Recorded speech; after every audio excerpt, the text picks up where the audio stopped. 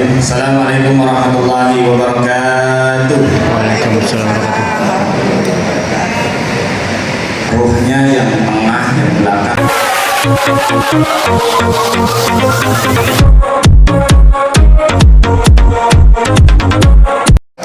Kok Sarah temannya sama Bang Beni. Kita doain yang di Darussalam semoga nanti umrahnya menjadi umrah mabrurah. Amin. Pulang umrah dosanya diampuni. Amin. Assalamualaikum warahmatullahi wabarakatuh. Waalaikumsalam warahmatullahi wabarakatuh. Alhamdulillah, alhamdulillahilladzi 'allama bil qalam, 'allama al-insana ma lam ya'lam. Asyhadu an la ilaha illallah al-malikul haqqul mubin wa asyhadu anna Muhammadan 'abduhu wa rasuluhu shadiqul wa'dil amin. Allahumma shalli wa sallim wa barik ala sayyidina Muhammadin wa ala alihi wa ashabihi ajma'in. Subhanaka la ilma lana illa ma 'allamtana innaka antal alimul hakim. Wa dina billahi rabba wa bil islami dina wa bi Muhammadin nabiyya wa rasulah.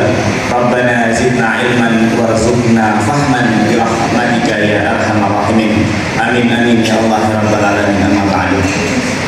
Ayah bunda yang sangat dimuliakan oleh Allah Subhanahu wa taala, alhamdulillah niat yang luar biasa, segala bentuk pengorbanan yang sudah ayah bunda keluarkan, kerjakan, semoga dibalas oleh Allah Subhanahu wa taala.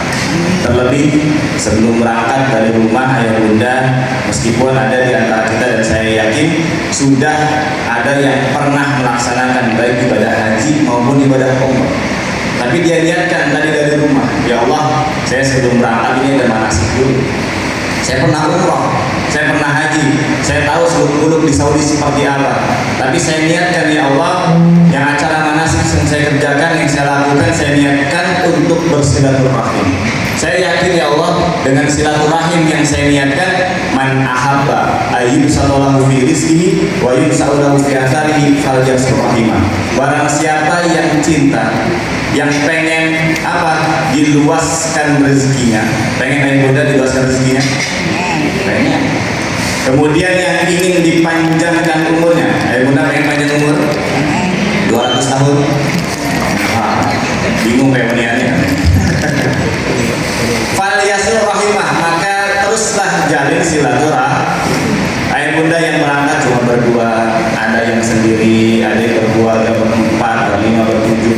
Tapi ternyata datang di hotel lihat banyak luar biasa 1-2 bis, yang mana menjadi silaturahim menjadi salah satu wasilah diluaskan rezeki oleh Allah, dipanjangkan umurnya. Rezeki terkadang kita selalu menggambarkan adalah harta, sedangkan para ulama mengatakan al-malu adna darajati rizki. Ayah bunda, ternyata harta adalah rezeki yang paling rendah. Susah payah kita nyari harta, ternyata menurut ulama adalah harta adalah rezeki yang paling rendah. Wal afiyah a'la darajati rizki, sedangkan kesehatan adalah rezeki yang paling tinggi. Ya bunda, percuma kita makan rendang tiap hari kalau giginya nggak bisa, giginya nggak ada, ya kan? Maka al-wal afiyah a'la darajati rizki, Allah kasih harta rezeki, alhamdulillah daftar umrah. Kemudian juga Allah hadirkan rezeki yang paling tinggi apa? Yaitu bisa berangkat umrah dalam keadaan sehat.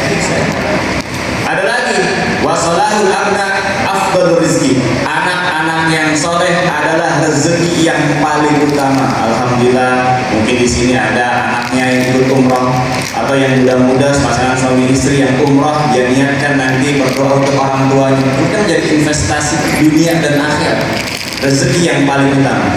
Wa tamamur rizki, dan rezeki yang paling sempurna dari 3 yang sebelumnya, ridha rabbil alamin, adalah ridha Allah Subhanahu wa ta'ala. Karena kalau Allah sudah ridha, bagaimanapun kondisi kita, bagaimanapun situasi kita, baik sebelum berangkat, baik di sana maupun pulang, kalau Allah sudah ridha ayah bunda, pasti akan tenang-tenang saja, akan enjoy saja. Gak ada yang namanya kegelisahan, gak ada yang namanya gundah gulana, karena Allah ridha sama kondisi kita, dan tentu perjalanan ibadah umrah kita akan ya. Baik ayah bunda sekalian, faqul man bi'airin ilmin ya'malu a'maluhu mardudatun la tuqbalu. Jadi sebanyak apapun nanti ibadah yang akan kita lakukan di sana, kalau tanpa didasari dengan ilmu, a'maluhu mardudah, maka amal-amal ibadahnya ditolak. Maka pentingnya adalah manasik bagi yang sudah mengetahui, sudah praktek, ini menjadi pengingat kembali bagaimana ternyata ibadah itu harus kita ingat ya. Kita khudhu manasikakum, atau dalam riwayat lain khudhu anni manasikakum. Hendaklah kalian belajar manasik haji dan umrah kepada aku. Yaitu sesuai dengan tuntunan ajaran baginda Rasulullah sallallahu alaihi wasallam. Nah, ini ya Bunda bisa dilihat rukun-rukun umrah yang di layar ada berapa ya Bunda? Ada 4. Sebenarnya itu ada 5 ya Bunda. Kira-kira yang kelima apa ya Bunda? Keliling Zam-Zam Tower, belanja oleh-oleh. Yang kelima adalah tartib. Baik, definisi awal terkait umrah. Al-umrah lughatan ziarah, artinya berkunjung ya Bunda. Tapi berkunjungnya ini berbeda dengan berkunjungnya nanti ayah Bunda ke Dubai, dengan berkunjungnya buat paket alula ke alula, buat nanti yang ke Taif paket umat berkunjungnya ke Taif, itu berbeda. Umrah ini adalah ziaratul baitillahil haram ala wajhin mahsus. Jadi berkunjungnya itu dengan ketentuan yang sudah dicontohkan Rasulullah. Apa? Yang pertama ialah al-miqat, al-ihramu minal miqat. Jadi dia mengambil niat terlebih dahulu. Nah, sembarangan ya Bunda. Niat untuk umrah itu ada tempat dan ada waktunya, ya. Ini bisa dilihat. Rukun umrah yang pertama adalah ihram dari miqat, ya. Bagaimana dia mengambil miqat? Yang mana miqat ayah Bunda itu ada dua. Ada miqat zamani yang berlaku untuk jamaah haji dari Syawal sampai dengan 10 Zulhijjah. Ini kita nggak berlaku ayah Bunda. Kita nggak melihat atau kita merujuk terhadap miqat zamani. Jangan sampai tiba-tiba ada jamaah Anania ini grup tanggal 29, tiba-tiba nanti pas di Arafah, pas lagi sini tur Mekah, izin ke Mutaifnya, izin ke tur leadernya, Mas Afifi, Mas Mulia, saya izin lah nanti pas mau umroh kedua, kan kita sini tur dulu tuh. Pas sini tur di Arafah saya pakai kain ihram ya, mau saya pasang di status Bismillah wukuf di Arafah. Padahal bukan tanggal 9 Zulhijjah. Karena kita tidak masuk dalam apa namanya miqat zamani, ya. Nah, ini tidak.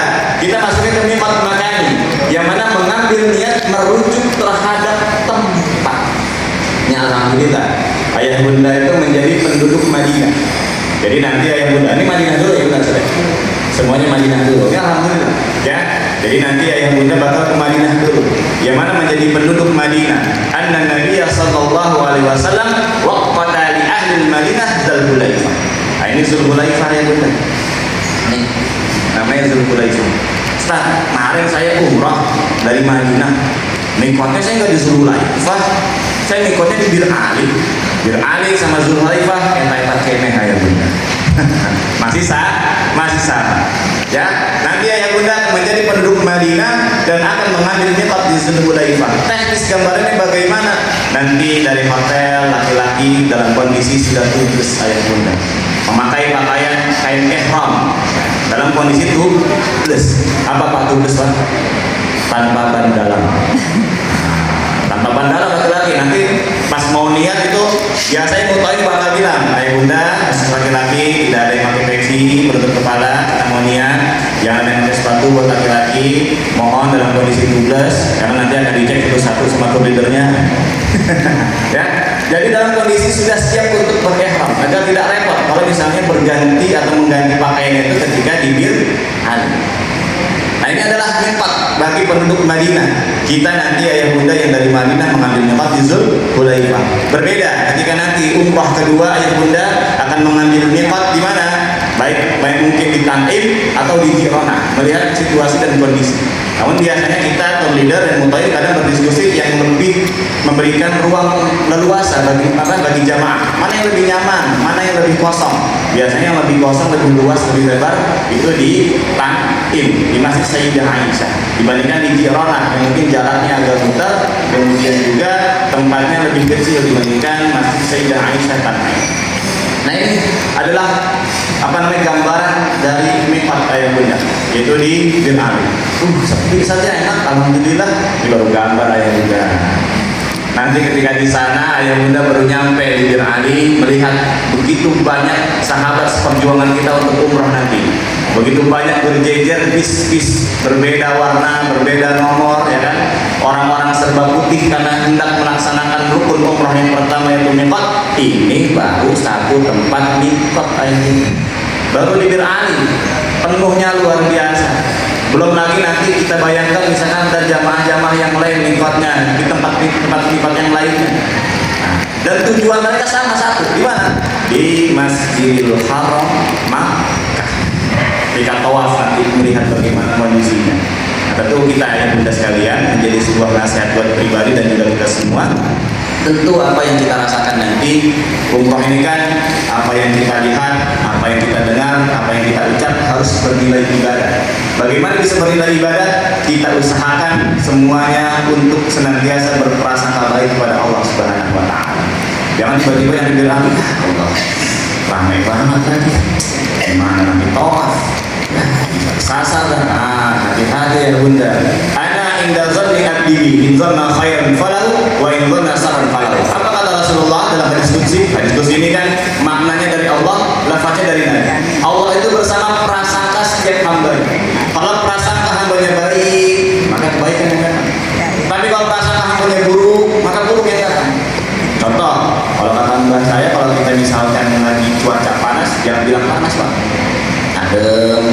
Adem, meskipun keringnya juga ngalir aja gitu kan. Tapi kita berusaha untuk senantiasa berprasangka baik ya, karena kepanasan itu datangnya dari Allah. Lihat bagaimana Nabi Ibrahim, apalagi kita ini kan umrah, perjalanan spiritual kita itu tidak terlepas dari perjalanan spiritual Nabi Ibrahim. Lihat bagaimana Nabi Ibrahim ketika dilempar ke api yang begitu membara, apakah panas? Tidak. Yana rubu nibar dan wasalam. Maka nanti coba kalau misalkan di sana cuaca panas, yana rubu nibar dan wasalam ya. Kalau masih panas, kita bukan Nabi Ibrahim. Tapi bagaimana kita mencoba untuk senantiasa berprasangka baik kepada Allah. Ini tempat lipat yang bunda bisa dilihat perjalanan 450 km. Kalau kita menggunakan bis, dan saya pernah merasakan dari Madinah ke Mekah, Mekah ke Madinah menggunakan bis kurang lebih 7 sampai 8 jam ya. Tapi alhamdulillah ayah bunda difasilitasi dengan kereta cepat. Berapa jarak tempuh kereta cepat Madinah Mekah? 2 jam setengah.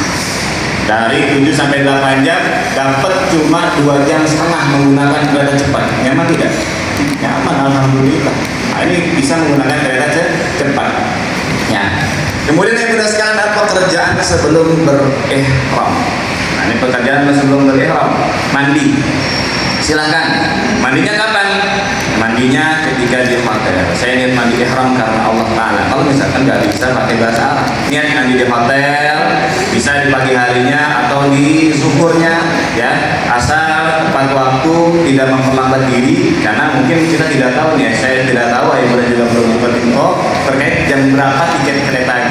Jadi biasanya jam 2 itu posisi sudah siap jamaah, sudah makan siang, sudah standby di lobi, tinggal menunggu bis memasukkan koper-koper ayah bunda yang akan dibawa, yang akan membawa koper-koper ayah bunda menggunakan bis. Nanti kalau ke kereta jangan repot-repot ayah bunda, bawa barang bawaan yang mungkin perlu saja untuk umrah, gunting dibawa buat tangannya, tas ruknya, ya kan. Kemudian kalau misalkan perempuan ada salin, siapkan pakaian salinnya dengan catatan tidak ada wewangian di dalamnya atau diberikan wewangian dengan sengaja. Kalau habis dicuci ternyata masih wangi, itu asal. Kain ihram yang habis dicuci masih ada wanginya, dia niat dan untuk liza dan najasa memberikan untuk mensucikan, untuk membersihkan, maka boleh. Tapi kalau dia sengaja dia rendam biar wangi, itu nggak boleh. Tapi kalau misalkan dia cuci dengan sabun masih ada asalnya, masih ada wanginya, maka tidak mengapa. Jadi silakan mandi. Kemudian mengenakan wewangian di selain pakaian ihram. Laki-laki pakai deodoran, perempuan pakai deodoran, masih boleh karena belum nih. Jadi segala sesuatu ya bunda selagi belum dilafalkannya niat maka masih dibolehkan. Di selain pakaian ihram. Perempuan pakai makeup bagaimana hukumnya? Menggunakan sunscreen, ya, lihifdin nafsi untuk menjaga dirinya dari teriknya matahari. Per laki-laki juga sama, hukumnya boleh. Memakai makeup bisa menjadi makruh dan bisa menjadi haram ya. Bagaimana? Ketika make up yang dia pakai yang pertama untuk menarik lawan jenis, atau yang dia pakai untuk menimbulkan syahwat bagi orang lain, atau make up yang dia pakai menolaknya air wudhu masuk ke dalam wajahnya, atau make up yang dia pakai saking tebelnya terdapat hal itu suaminya. Siapa lu? Ditanya gitu. Dia debu gitu kan. Nah, itu hal-hal seperti itu ya bunda bisa menjadi haram ketika tidak masuk masuknya air wudhu. Ataupun juga ayah bunda yang matanya minus, ya kan? Menggunakan lensa misalnya. Hukumnya bagaimana menggunakan lensa? Boleh, dengan catatan niatnya itu tadi untuk kesehatan. Saat saya takut kalau pakai kacamata takut kesenggol, kesikut dan lain sebagainya, saya pakai lensa, nggak apa-apa, yang normal-normal aja tapi lensa. Jangan sampai lensanya lensa mata ular, ya kan? Jadi silahkan demi kesehatan, karena menjadi kata hifdzun nafs. Mengenakan wangian di selain pakaian ihram sebelum niat maka hukumnya boleh, ya. Kemudian ayah bunda sekalian mengenakan pakaian ihram ini bagi laki-laki, rida dan izar. Ayah bunda, laki-laki cukup dengan dua hal itu saja. Saya mohon maaf, ini saya habis beli celana dalam sumo, alhamdulillah dapat dari online, nggak ada benang jahitnya, tinggal ikat doang. Hukumnya bagaimana? Kalau tidak ada darurat dalam syariat maka tidak boleh. Dalam darurat di sini apa? Memiliki penyakit, ya kan? Ad-darurah tubihul mahdzurah. Dalam keadaan darurat maka hukumnya boleh. Tapi kalau misalnya saya nggak pede mas, kemarin saya udah latihan pakai ihram, tapi masih pakai baju, aman-aman aja. Pas saya latihan nggak pakai apa-apa, saya pakai ihram, pas saya sujud kok saya was-was. Saya takut saya lagi sujud, yang belakang takutnya enggak. Nah, tetap tidak boleh karena itu bukan uzur syar'i, ya. Jadi laki-laki cukup rida dan izar saja. Lantas bagaimana kalau misalkan menggunakan ikat pinggang? Boleh. Lantas bagaimana kalau menggunakan tasrut? Karena nanti ayah gunakan dibekali tasrut buat sandal, ya. Boleh hukumnya. Pakai tas kecil boleh. Yang nggak boleh bawa koper ayah guna. Itu nggak boleh. Barang apapun yang melebihi kapasitas baru masuk pintu masjid pasti akan dijegat oleh askar, oleh petugas Masjidil Haram, pasti akan mau disimpan oleh kita atau nggak boleh masuk, bakal dipinggirkan. Nanti kalau dipinggirkan tuh ya antara aman atau tidak. Jadi perlu diperhatikan terkait barang bawaan yang akan masuk ke dalam pelataran masjid. Begitu juga dengan kursi roda atau ada anak kecil yang menggunakan stroller yang beroda-roda, itu tidak boleh di pelataran, harus naik ke lantai 1, lantai 2, dan pintunya pun berbeda. Nanti biasanya akan diinformasikan oleh Polda dan Mulai nomor-nomor pintu Masjid Nabawi maupun Masjidil Haram, mana pintu ke pelataran, mana pintu ke lantai rooftop dan sebagainya. Nah, ini pakaian laki-laki itu. Kemudian bagaimana perempuan? Wanita tidak memiliki pakaian ihram secara khusus, baik dalam warna maupun bentuk, asal tidak menampakkan bentuk tubuh dan tidak terhias. Jadi alhamdulillah ya bunda, karena dia nggak ngasih pakaian khusus buat bunda-bundanya. Ini sempat kejadian kemarin, biasanya saya lihat sih rombongannya rombongan orang-orang Pakistan, India. Kemarin sempat tuh di bulan Syawal kalau nggak salah tuh ada rombongan orang Indonesia. Jadi rombongan ibu-ibunya itu di belakang itu dipakai ciri khas. Ciri khasnya apa? Ada boneka bunga matahari atau gitu ya ibu. Kalau misalkan jamaah bunda-bunda dikasih itu saya yakin gak ada yang mau. Kalau dipakai kayaknya belakangnya kalau bapak tuh kayaknya nyomot itu yang kuaci ya kan.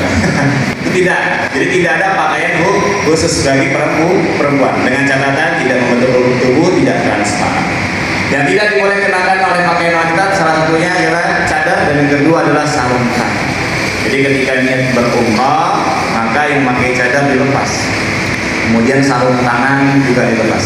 Terus bagaimana kalau misalkan kita menggunakan sarung tangan yang hanya menutupi bagian punggung tangan, maka hukumnya boleh, ya, hukumnya boleh. Ini yang benar sekalian, bagaimana kita melafalkan niat umrah, labbaika umratan atau nawaitul umratan wa ahramtu biha. Saya pengen dengar nih takbirah dari grup 29 September semuanya. Saya yang baca dulu, kemudian ayah bunda mengulanginya.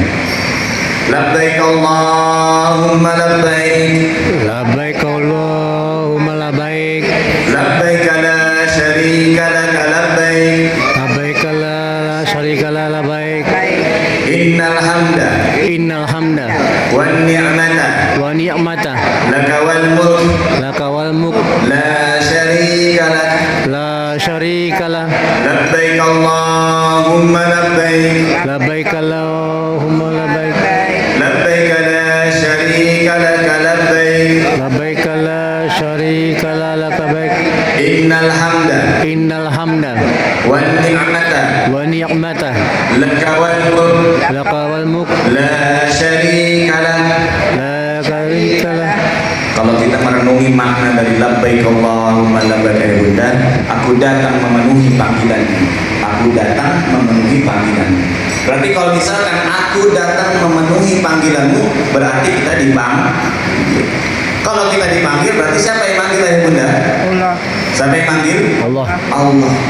Berarti kita ini adalah tamu spesialnya Allah. Allah berikan kita kelebihan harta, Allah berikan kita kesehatan, Allah panggil kita dan kita menjadi tamu Allah. Kadang ada Pak, bahkan masih ada di lingkungan keluarga saya kagak mau umrah. Alasannya kenapa? Takut diazab. Ada Pak, orang gak mau umrah, gak mau ke tanah suci karena takut diazab. Ayah Bunda percaya nggak? Ada orang ke tanah suci nggak lihat Ka'bah. Percaya Bunda? Percaya dari mana? Bila merasa ilahi saja nonton. Ada Pak, jamaah ibu-ibu nyampe Mutawif. Mutawifnya cerita ke saya, Bang, ini jamaah ini ibu nangis nih. Kenapa? Ustaz, udah 3 hari saya di tanah suci, saya nggak bisa lihat Ka'bah. Apa dosa saya Ustaz? Sabar Bunda, mohon ampun sama Allah. Mungkin ada hubungan yang belum selesai dengan Allah. Udah Ustaz, apa dosa saya? Mungkin ada hubungan dengan manusia yang belum kelar. Apalagi Ustaz, saya pengen banget lihat Ka'bah. Sampai pada akhirnya mulai bilang, sabar Bunda, Bunda masih di Madinah, Ka'bah adanya di Makkah. Udah aja nih, Allah sih saya lihat Ka'bah ya, sambil istighfar. Ayah Bunda, tadi kita bisa lihat, aku datang memenuhi panggilan. Kita ini tamu Allah. Gak mungkin ada tamu diundang yang mana kedatangannya sangat dinantikan, tiba-tiba nyampe rumah yang orang undangnya digebukin langsung. Gak mungkin. Kita sampai kota Madinah ya Bunda, kita dapat surat cinta dari baginda Nabi Muhammad SAW. Nanti ya Bunda masuk Raudhah, laki-laki masuk Raudhah, kemudian laki-laki plusnya bisa berziarah ke makam Rasulullah. Nanti lihat tuh di antara mimbar ada apa namanya tulisan di sana, syafaati li ahli kabair min ummati. Surat cinta dari Rasulullah, syafaatku bagi umatku pelaku dosa besar.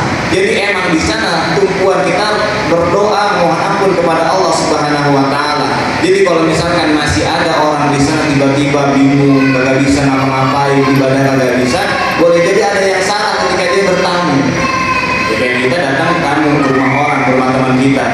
Pas tamu kata temannya, gak apa-apa anggap aja rumah sendiri.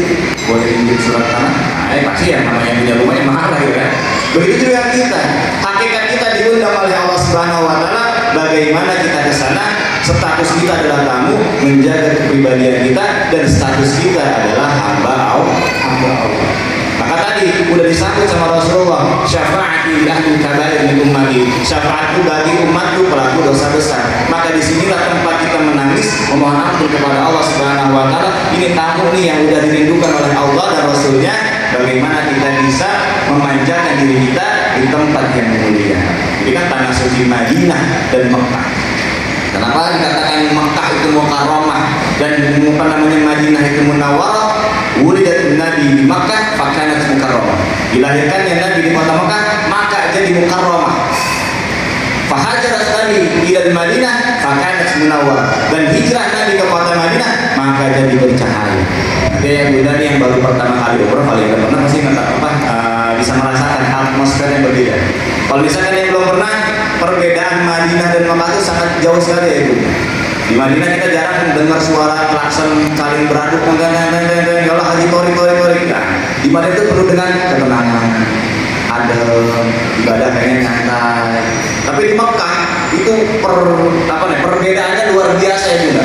Baru Allahu Akbar, ya Allah haji tori, ya Allah ini udah diteriakin aja gitu kan.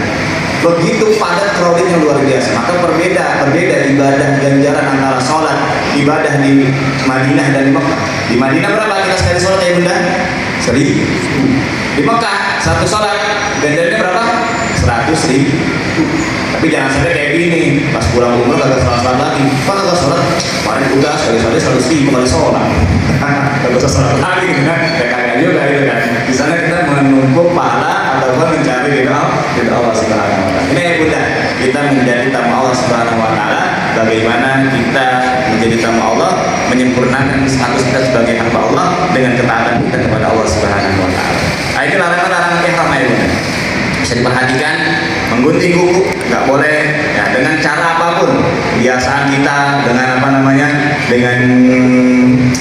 dengan gigi ya, main kuku dengan gigi dan sebagainya itu tidak boleh. Menggunting rambut apapun itu iseng aja gitu kan. Tiba bapaknya minta tolong ke anaknya, tolong nak nih mumpung lagi nunggu koordinator sama taifnya nih di lobi, tolong cariin uban bapak satu uban 1.000 ya dulu gitu. Tetap tidak boleh menikah atau menikahkan. Saya pernah lihat Ustaz, orang nikah depan Ka'bah. Ini kita berhusnuzon ya Bunda. Boleh jadi orang yang nikah depan Ka'bah itu dalam statusnya, kondisinya bukan dalam keadaan muhrim. Apa muhrim? Orang yang berihram. Jadi nggak semua orang yang sholat depan Ka'bah, depan pelataran Ka'bah itu masih, meskipun mereka memakai kain ihram, boleh jadi mereka tidak muhrim. Tidak muhrim ini orang yang melaksanakan ihram. Jadi kita harus bisa bedakan ya Bunda, antara muhrim dan mahram. Mahram itu adalah orang yang tidak boleh dinikahi. Muhrim orang yang dalam kondisi berihram. Nah ini masa kata baru. Kadang-kadang kita di Indonesia, kita kan bukan muhrim. Iyalah ya, kita ada umroh gitu kan. Nah, dia harus dibedakan antara muhrim dan mahram. Ya. Jadi kalau orang yang nikah di depan Ka'bah, ini statusnya dia sedang tidak berihram. Laki-laki memakai parfum tidak boleh. Maka kenapa ketika tawaf bagi umrah rukun kedua kita selalu menjaga jamaah agar tidak terlalu mepet dengan Ka'bah. Kenapa? Pertama, Ka'bah itu kiswahnya selalu dilumuri dengan minyak wangi ya, baik oleh petugas Masjidil Haram maupun oleh orang-orang yang mencoba untuk menyium Ka'bah. Mereka udah ngantongin minyak wangi, dia lumuri minyak wangi di sana, kan Hajar Aswad dia kasih minyak wangi dan sebagainya. Dan kita dalam status berihram, dalam status muhrim, maka tidak boleh bagi kita mengenakan wewangian, baik disengaja maupun tidak sengaja. Maka mengantisipasi itu kita agak berjarak dengan Ka'bah. Ya, itu.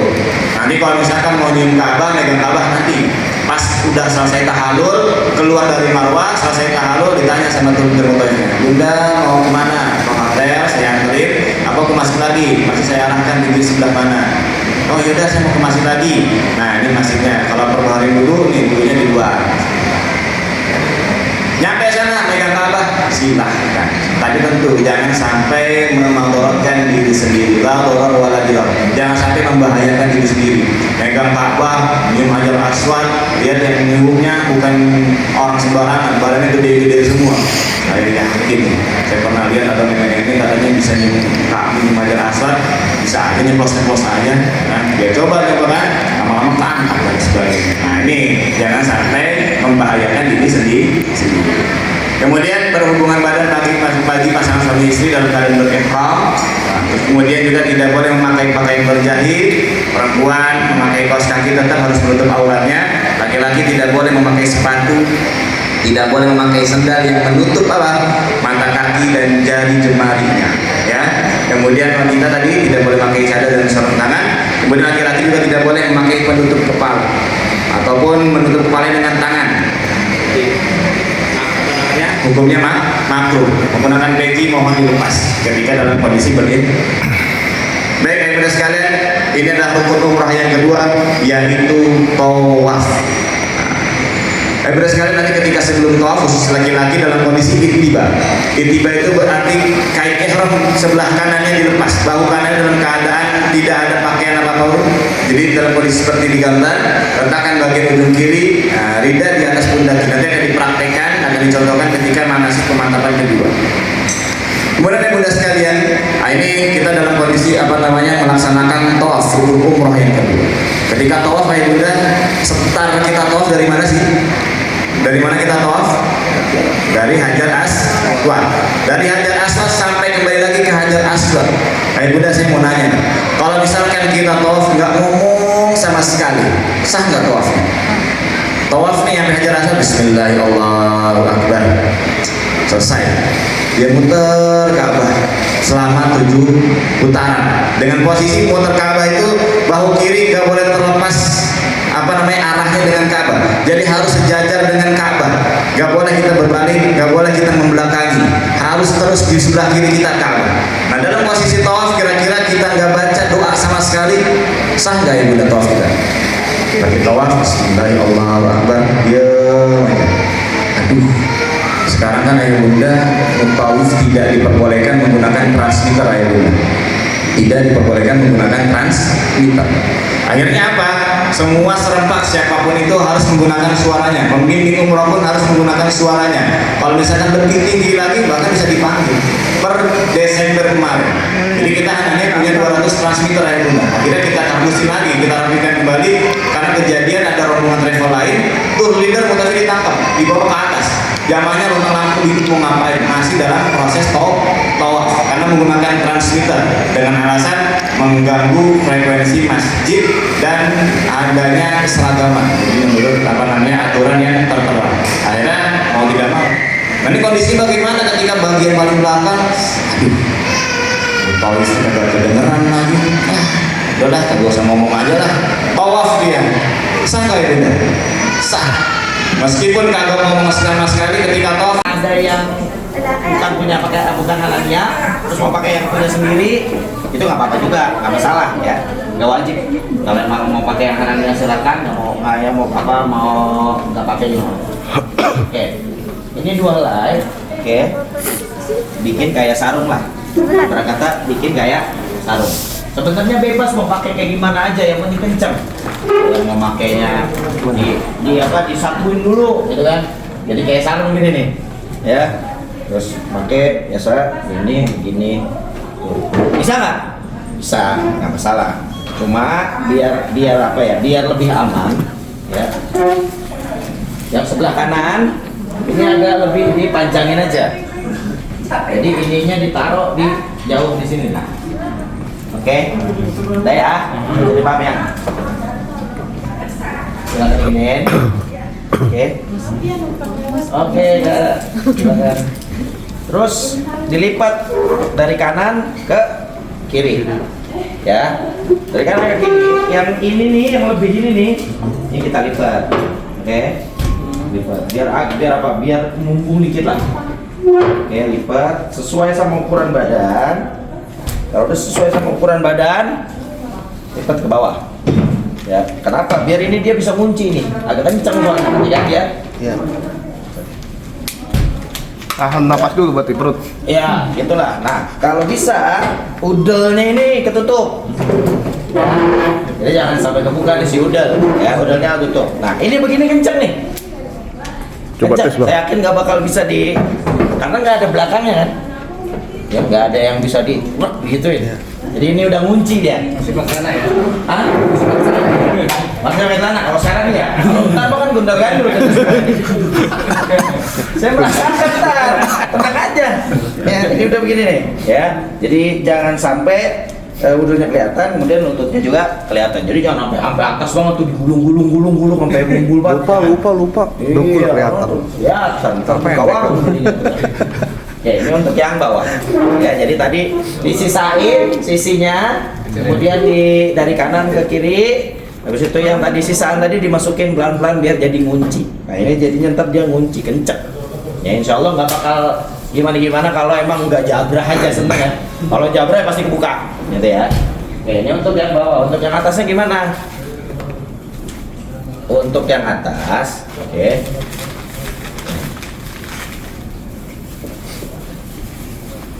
Usahakan yang ada bacaan travelnya milenial ini bebas sebenarnya. Ada di sebelah kanan ke sebelah kiri bebas. Oke, sebelah kanan sebelah kiri bebas. Yang penting ini kelihatan. Kalau nggak mau kelihatan juga sebenarnya nggak apa-apa. Ya cuman ini kenapa harus kelihatan?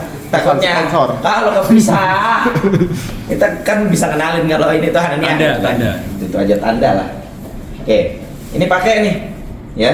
Kalau mau lebih keren kayak kimono, ya, bisa diginiin dulu. Kita kuel ke atas, kuel, terus, udah bikin kayak pengen andukan, ini, ya. Jadi begini dulu, ya. Panjangnya yang sebelah kanan, nih harus lebih panjang aja dikit. Kita aja jangan main-main. Nah, Kemudian yang ini kan ada dua helai gini nih ya. Oke, yang sebelah kanannya ini kita ikat. Tuh, diikat. Oke, diikat terus dikemanain? Disangkutin. Diselipin. Nah, muncul ya. Ya kan? Nggak bakal lepas-lepas nih. Sama juga yang bagian yang ini. Yang mana yang diikat? Yang sebelah kiri. Kalau tadi kan sebelah kiri, sebelah kanan yang diikat. Kalau sebelah kanan, sebelah kiri yang diikat. Diikat. Kalau diikat gini nggak apa-apa ya. Asal jangan disambungin pakai ini. Nah, deh. Ini diikat, masukin lagi ke belakang. Karena ini lebih panjang, ke belakang ini aja. Terus gimana cara nutupnya? Belak bawah. Masya Allah. Gimana jadi? Tangan kanan kagak kayak penguin, kan? Sholat masih enak. Allah Akbar, gitu kan? Nah, nanti pas lagi pengen buka sebelah kanannya gimana? Terserah, bebas. Mau ini diangkat dulu terus baru diinin, baru apa? Ini angkat dulu, dilepas, baru begini lagi. Atau kalau udah begini nih nanggung ya, nanggung nih kuatnya tangannya. Nah, sorry tadi kalau gitu kendor nggak? Enggak, kan ini kan kunci. Kan kunci gara-gara ada ikatannya. Iya, tapi kan tadi posisi ini kan dia kencang. Ya. Begitu turun kan dia pasti ke bawah kan agak ada kendornya kan. Posisi pas dia turun ke bawah. Pas langsung diturunin ke bawah. Ya. Ulang nih ya. Oke. Ini kan diikat nih. Nih. Ya diikat nih. Ini udah kenceng nih. Dari bawah ada kami. Nih, ini yang belakang kenceng langsung ya, yang ujung sini nih. Yang kenceng nih ya. Kalau merasa kekencengan, pastikan dia kan, Ya, susah kan. susah. Ini kenceng banget nih. Masanya kita nggak kendorin dikit lah. Jadi yang enak kita leluasa. Ya. Jangan sampai, biasanya ada nggak pede ya. Pentilnya kelihatan gitu. Naikin dikit gitu ya. Udah ini selesai. Nanti kalau misalkan kalau udah tawaf nih selesai tawaf. Masukin lagi. Maghrib. Ininya nggak kelihatan. Teleponnya mana? Berarti sebelah kanan tadi. Makanya saya bilang mau dilihatin juga nggak boleh, nggak dilihatin juga nggak apa-apa sebenarnya. Ya, itu nggak masalah. Ya, yang penting apa nanti tetap pakai lanyard. Jadi kita pakai lanyard. Hah? Pakai pasang sarung,